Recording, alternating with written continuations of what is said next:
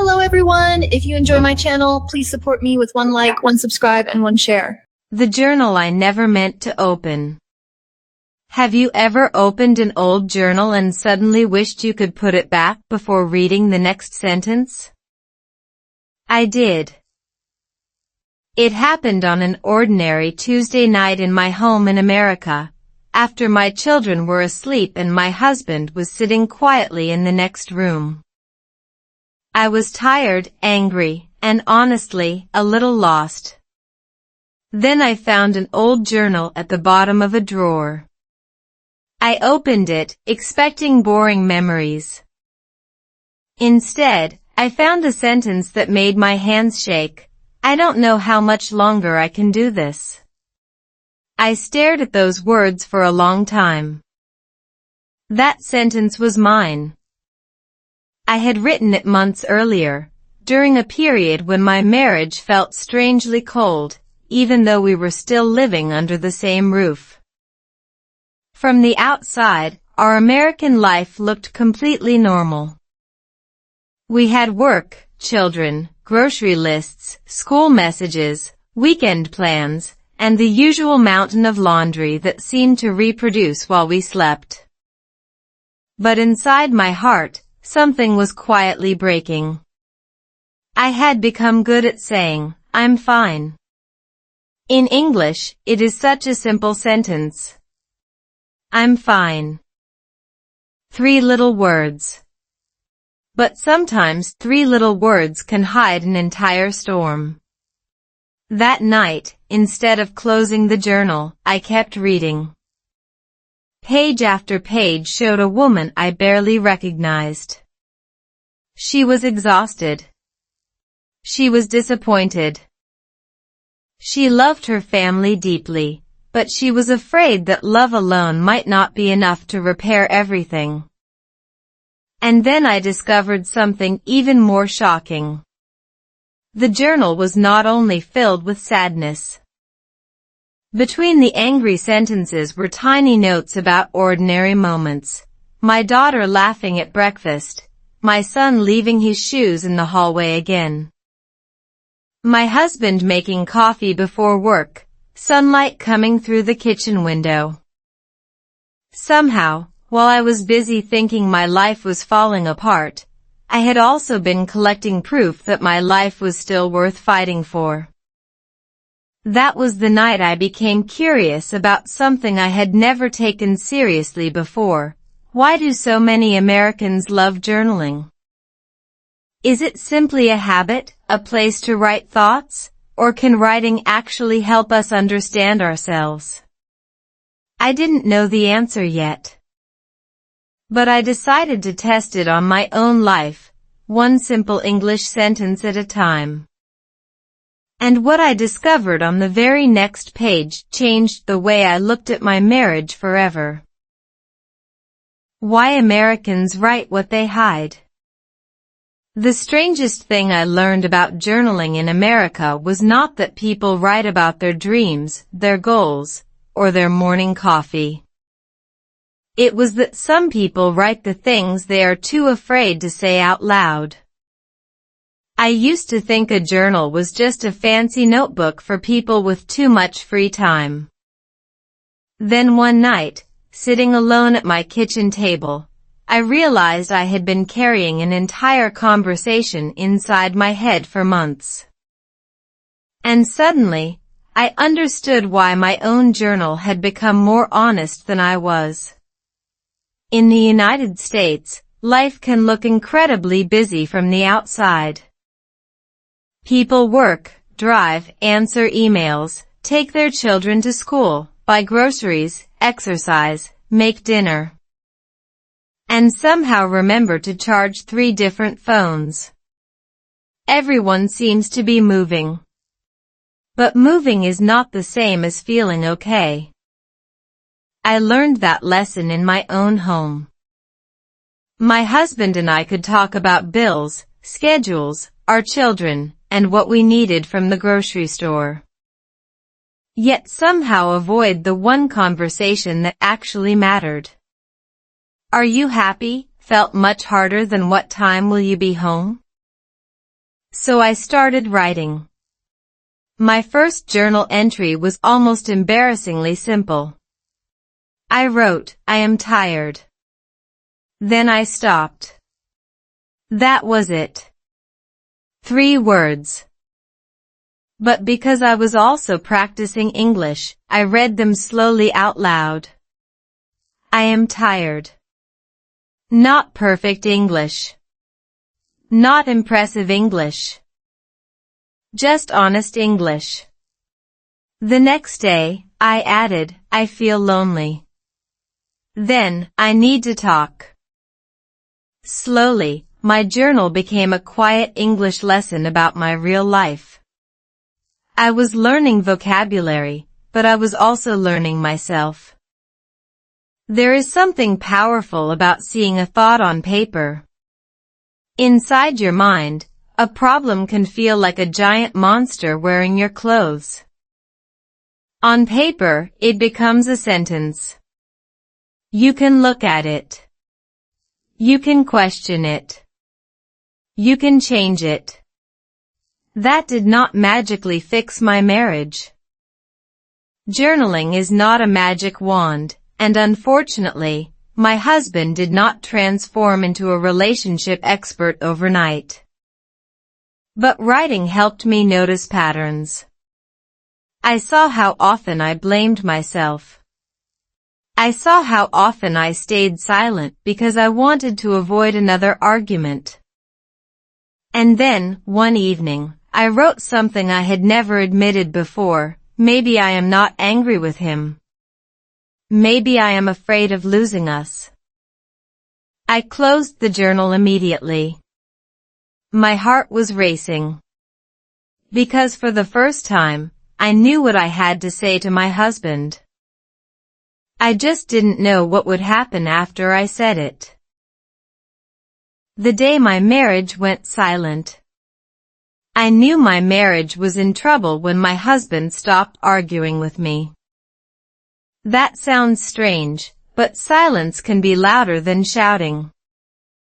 One Friday evening in our home in the United States, I asked him a simple question, and he looked at me for a few seconds before saying, "I don't know what to say anymore." Then he walked into the kitchen, made a cup of coffee, and left me sitting there with a sentence I could not forget. I had expected anger. I had expected another argument. I was not prepared for silence. For months, our problems had looked ordinary. Work was stressful. The children needed attention. Bills arrived with perfect timing, as if they had a personal relationship with our mailbox. We were both tired. We both believed we were doing our best. But somewhere between school pickups, dinner, laundry, and late-night scrolling, we had stopped talking about us. We were functioning as a family, but we were slowly becoming strangers as a couple. That night, I went to my bedroom and opened my journal. I wrote one sentence in English, "My marriage feels quiet." I read it slowly. My marriage feels quiet. It was simple, but it hurt. Then I wrote, "I miss my husband." That sentence hurt even more because he was only a few rooms away. I began to understand why simple English can sometimes be powerful. You do not need complicated words to describe a complicated feeling. I am hurt. I feel alone. I want us to be okay. These sentences became my small language practice, but more importantly, they became the truth I had been avoiding. I wrote about the things I was angry about, but I also wrote about my own mistakes.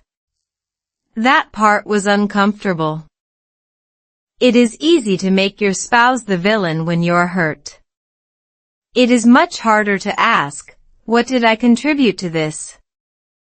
As I wrote, I noticed something surprising. I was not only angry because my husband had changed. I was angry because I had changed too.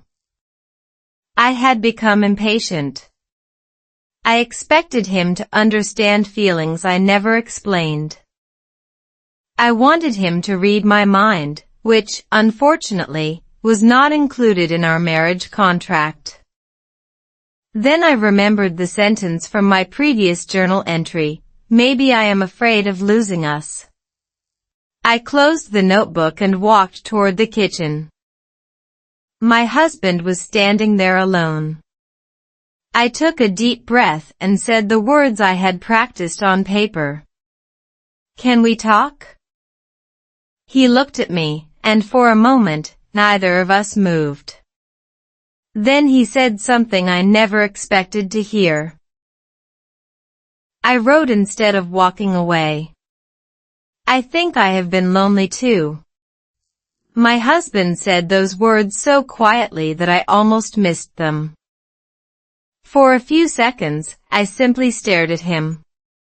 This was the man I had blamed in my journal. The man I thought no longer understood me.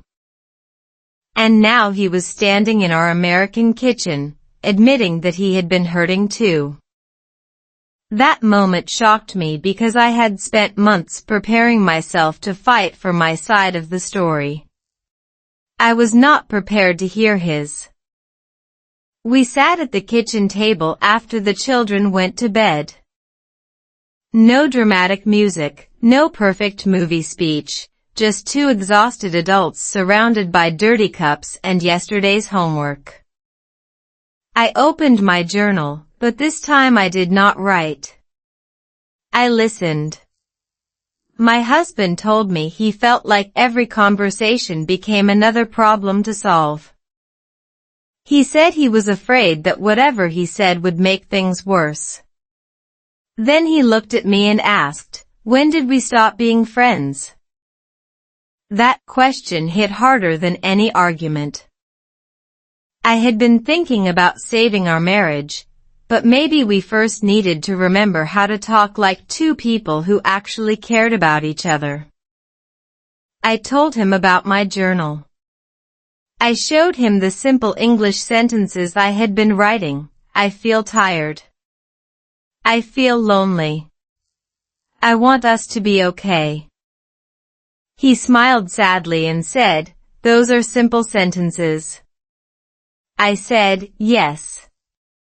But they are difficult to say." We both laughed a little, and strangely, that tiny laugh felt like the first crack in a very thick wall. I realized something important about language learning, too. When you practice English through real feelings, the words stay connected to your life. I need help. I am scared. I love you. These are not complicated sentences, but they can carry enormous meaning. So that night, I made a small promise to myself. Before blaming my husband, I would write. Before reacting, I would breathe. Before saying "you never understand me," I would try saying, "I feel misunderstood." It sounded like a tiny change, but tiny changes can redirect an entire conversation. We did not solve our marriage that night. There were still painful memories, difficult habits, and problems waiting for us in the morning. But something had changed. We were finally talking about the real problem instead of fighting about the latest symptom. Then, just when I thought the worst part was behind us, my husband reached across the table and asked me to open my journal again. He pointed to one sentence I had written weeks earlier. I looked at it, and my heart suddenly dropped. Because underneath that sentence was a truth I had completely forgotten. And it was about our children. The secret power of simple words. The sentence I found in my journal was only 5 words, but it frightened me more than any angry argument ever had. The children can feel it too. I stared at that page, remembering how carefully I had tried to hide our marital problems from our kids. I thought if we smiled at breakfast, packed lunches, went to school events, and said, "Everything is fine," they would believe us. But children notice what adults think they are hiding. That morning in our home in America, I watched my daughter quietly study my face while I made breakfast. Then she asked, Mom, are you and Dad okay?" My hand stopped over the coffee maker. I suddenly realized that our silence had been speaking for us. I sat beside her and answered carefully, "We are working on things." I did not give her adult details. I simply wanted her to know that problems did not mean our family was broken. Later that day, I returned to my journal and wrote another simple English sentence, "My family needs peace." I read it slowly. My family needs peace. Somehow, saying it out loud made the feeling clearer. I began using journaling as both emotional practice and gentle English practice. I would write one short sentence about my day, then read it aloud. Today I felt worried. Today I listened. Today I laughed with my children. Nothing complicated. No dictionary marathon. No trying to sound like a television news anchor. Just simple English connected to real life. And something surprising happened. The more honestly I wrote, the less I needed to use dramatic words. I stopped writing, "My husband always ruins everything," and started writing, "I felt hurt when we argued." That difference mattered. One sentence attacked a person. The other described a feeling. It gave us somewhere to begin. I also started noticing how American family life can be wonderfully busy and completely exhausting at the same time.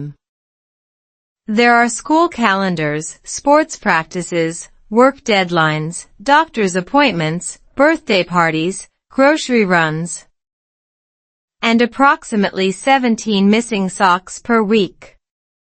Life does not politely wait until your marriage feels ready for a serious conversation. So I learned to create small quiet moments. 5 minutes at night. A notebook. A pen.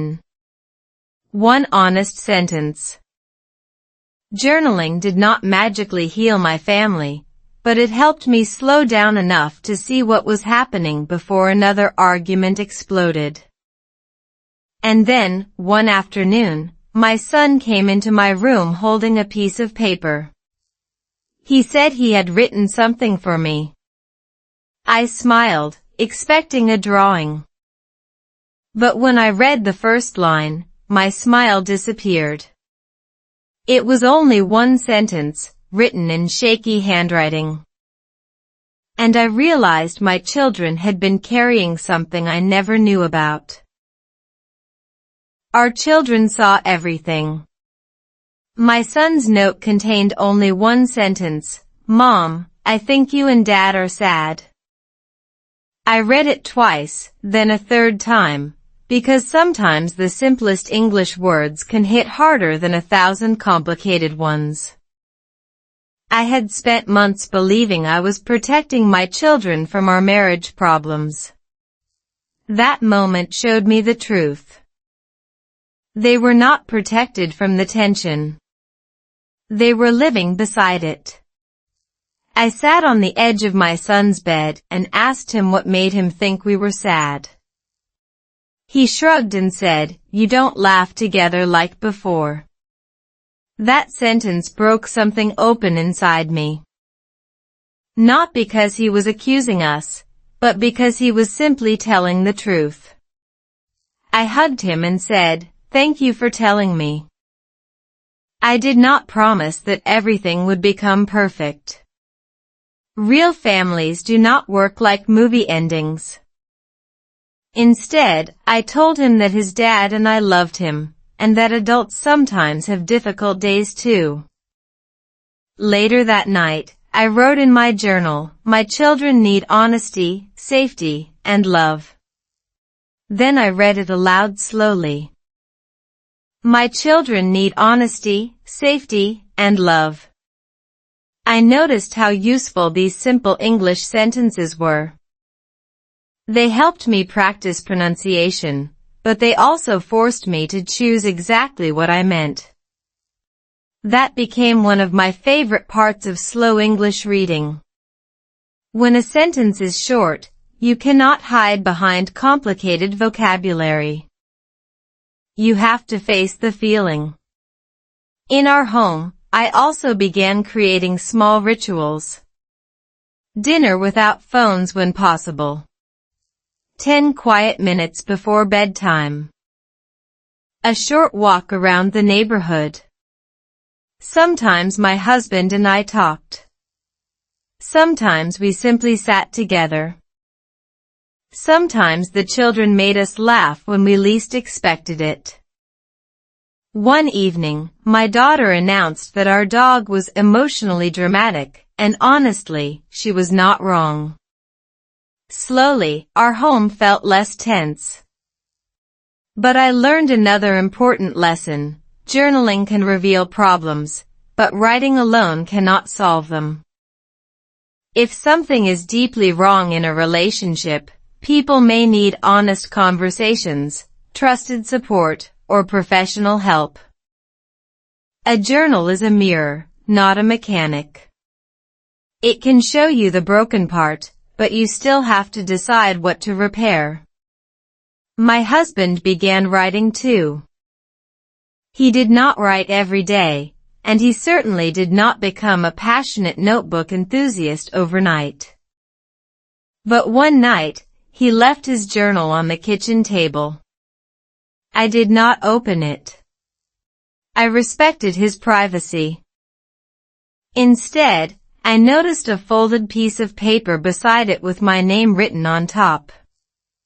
I picked it up, and my heart started beating faster. Because what he had written was not an apology. It was something much more unexpected. The American life nobody posts. The note beside my husband's journal said, "I miss the woman you used to be." I read it once and felt angry. I read it again and felt confused. Then I read it a third time and finally understood why those words hurt so much. I missed her too. The woman he remembered was not gone, but she had become buried under schedules, responsibilities, stress, and the endless pressure to look like everything was under control. This is the part of American life that rarely appears in beautiful photos online. You see smiling families, clean kitchens, weekend trips, perfect birthday cakes, and people holding expensive coffee while pretending they have already figured out life. But behind many closed doors, people are tired. Couples disagree. Parents worry. People feel lonely while sitting in a crowded room. I knew because I was living it. My husband and I were not broken because we lacked love. We were exhausted, distracted, and terrible at admitting when we needed help. That realization changed the way I used my journal. Instead of writing only about what was wrong, I started recording what was real. One evening I wrote, "Today was hard, but my daughter hugged me." Another day, my husband made me laugh. Then, I made a mistake, and I apologized. These were simple English sentences, but they became tiny pieces of evidence that my life was not only a collection of problems. This also made my English practice feel completely different. I stopped trying to memorize random words that disappeared from my brain 5 minutes later. I used words I actually needed. Tired. Worried. Grateful. Angry. Hopeful. I read each sentence slowly, listened to my own voice, and repeated it once more. Sometimes I sounded confident. Sometimes I sounded like my English vocabulary had gone on vacation without telling me. But I kept going. The goal was not perfect English. The goal was communication. The same principle helped my marriage. I did not need perfect conversations. I needed honest ones. My husband and I began asking small questions. How was your day? What do you need tonight? Are you okay? These questions looked ordinary, but they created space for real answers. We also learned something important about life in America today. Constant productivity is not the same as a healthy life. Sometimes rest is productive. Sometimes listening is productive. Sometimes closing your phone and sitting beside someone you love is more valuable than checking another notification. For the first time in months, our home started feeling warm again. Then one Saturday morning, while cleaning the kitchen, I found a photograph tucked inside my old journal. I had never seen it before. On the back, my husband had written a date and 4 words that made me stop breathing. The page that changed my marriage. 4 words were written on the back of that photograph. I never stopped choosing you. I stood in my kitchen holding the picture, completely frozen. I had expected another painful memory. Instead, I found a message from my husband that changed the story I had been telling myself. The photograph showed us years earlier, laughing at a small restaurant, looking tired but happy. I had forgotten that night. He had not. I walked into the living room and asked him about it. He looked surprised, then smiled and said, I found it in your old journal. Suddenly, I understood. While I had been searching my journal for evidence that our marriage was failing, he had been searching for evidence that we still had something worth saving. That realization humbled me. I sat beside him, and for the first time in a long time, I stopped preparing my next argument. I simply listened. He told me he had been afraid too. Afraid of disappointing me. Afraid of failing as a husband. Afraid that our children would remember our difficult years more clearly than our happy ones. I told him I had felt the same fear. We laughed about how 2 adults could love each other deeply and still become experts at misunderstanding one another. That night, I opened my journal and wrote, I want to listen before I defend myself. Then I practiced saying it in English, I want to listen. Slow. Clear. Simple. I want to listen. I realized that learning a language and repairing a relationship had something strangely similar in common. Both require patience. Both require repetition. Both become easier when you are not terrified of making mistakes. I started using my journal to prepare for difficult conversations. I would write what happened, what I felt, and what I actually wanted. Then I would remove the angry words that sounded good in my head but would probably start another argument. Instead of you never care, I tried, I felt ignored. Instead of you always do this, I tried, this hurt me. The change was small, but the conversations became safer. We still disagreed. We still had stressful days. Sometimes one of us was hungry, tired, and absolutely convinced the other person was the greatest problem in human history. Marriage is very romantic until someone asks who finished the coffee. But we were learning to return to each other. Our children noticed the difference too. The house became lighter. There were more jokes at dinner. More spontaneous hugs. More moments when my husband and I looked at each other and remembered that we were partners, not opponents. I began to believe that journaling had not fixed our marriage. It had helped me see it clearly enough to participate in fixing it. But then, just when everything seemed to be getting better, I found another page in my journal that I had written during our worst night. And this time, I understood its meaning completely differently. Journals heal, but not like magic. The page I found said, maybe love is not supposed to feel easy. Maybe it is supposed to feel honest. I remembered writing those words on the worst night of my marriage, when I was convinced that love had disappeared. But now, months later, sitting in the same American home with my husband laughing in the kitchen and my children arguing over who got the bigger pancake, those words felt completely different. I finally understood something I had been missing. Journaling had not saved my marriage.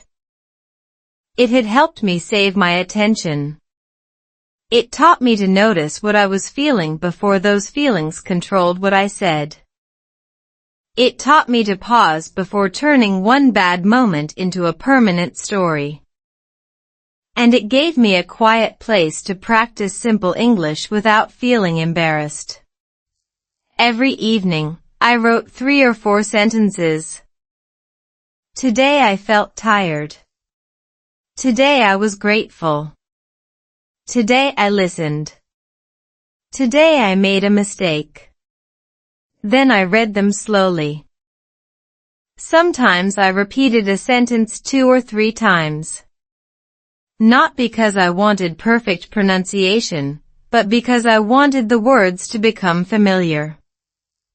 This simple routine changed more than my English. It changed the way I looked at my days. I began noticing small victories that I used to ignore. My daughter laughing while doing homework. My son helping his dad carry groceries. My husband leaving a cup of coffee beside my journal without saying anything. These moments were not dramatic. They would never become breaking news. But they were real. And real life is mostly made of moments nobody posts. I also learned an important truth about journaling. It is not therapy. And it is not a replacement for professional help when serious emotional or relationship problems need support. A notebook cannot diagnose you, repair a relationship by itself, or magically erase pain. What it can do is give you a place to slow down, organize your thoughts, recognize patterns, and decide what small action comes next. For me, that action was often tiny. Take a breath. Apologize. Listen. Ask for help. Say I love you. Put the phone down. Read one English sentence aloud. Life did not suddenly become perfect. We still had stressful mornings and disagreements. Our children still left socks in places that apparently defied every law of household organization. But I no longer believed that a difficult day meant I had a difficult life. That was the real healing. I stopped measuring my family by its worst moments. I started seeing the whole picture. And then, one quiet Sunday evening, I opened the newest page of my journal. I wrote one sentence that I had never written before. When my husband read it, he became silent. Then he smiled. Because that sentence was not about the past. It was about the life we were finally building together. A new life between the pages. The sentence I wrote that Sunday changed the way I understood my entire life. I am not trying to become the old me again. I am becoming someone new. I looked at those words for a long time because, for months, I had been trying to repair everything by going backward. I wanted my old marriage, my old confidence, my old energy, and the woman I thought I had lost.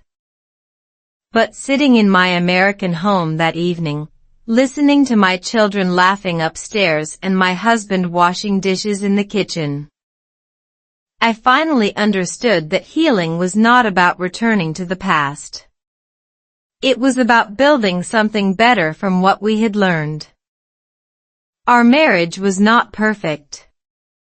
My husband and I still disagreed. Sometimes we misunderstood each other. Sometimes life was simply exhausting. But there was one huge difference. We no longer pretended everything was fine when it was not. We talked. We listened. We apologized. We tried again. My journal became part of that new rhythm. Every night, I wrote a few simple sentences in English. Today I was grateful. Today I felt tired. Today I laughed. Today I listened. Then I read them slowly aloud.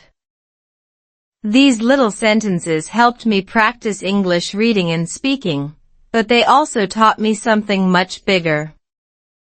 Progress does not always sound impressive.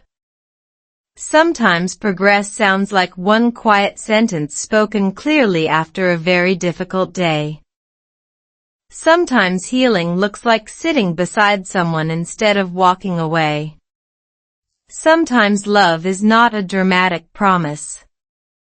Sometimes it is making coffee for someone who had a terrible morning. My children also became part of this new chapter. We started keeping small family memories, funny moments, drawings, and short notes.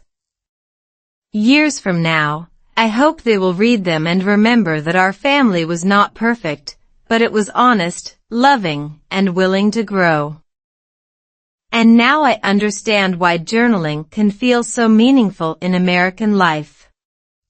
People are busy. Life moves quickly. Screens never seem to stop asking for our attention. A journal creates a tiny place where the world becomes quiet. It does not promise to heal everything. It simply gives you a moment to hear yourself. That moment can lead to a conversation. A conversation can lead to a choice. A small choice can change a relationship. And sometimes, one sentence can become the beginning of a completely different life. If you are learning English, try this tonight. Write one simple sentence about how you truly feel, then read it slowly out loud. Do not worry about perfect grammar. Let the sentence be honest. Because perhaps the most powerful words are not the most complicated ones. They are the ones you finally have the courage to say. My story did not end when my marriage became difficult. That was simply the page where I finally started writing differently. And if you are holding a difficult page in your own life right now, remember this: you are not finished. You may simply be turning the page.